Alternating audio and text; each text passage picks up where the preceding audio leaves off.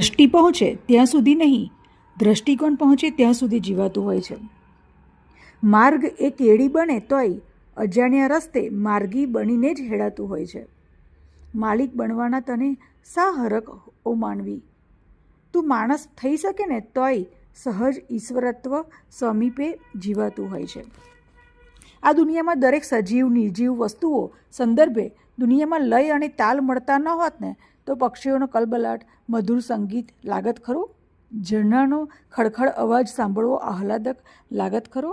કેટલીક વાર એવું બને છે કે આપણા શબ્દબાનથી કે વર્તનથી કોઈ નજીકની વ્યક્તિ દુઃખી હોય તો આપણે ભલે કોષો દૂર હોય, મનમાં એક બેચેની ઊંચાટ અસહજતા અનુભવાય છે, જે અકારક હોય છે.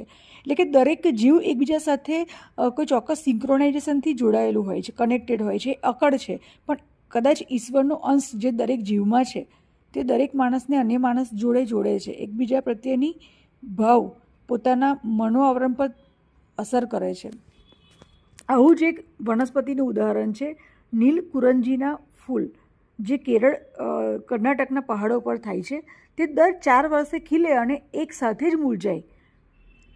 બોટનિકલ ભાષામાં તેને સિંક્રોનાઇઝ્ડ ફ્લાવરિંગ કહેવાય છે. બ્રહ્માંડના કણ કણ સુધી બધું એક ચોક્કસ નિર્ધારિત આયામોને અનુસરે છે.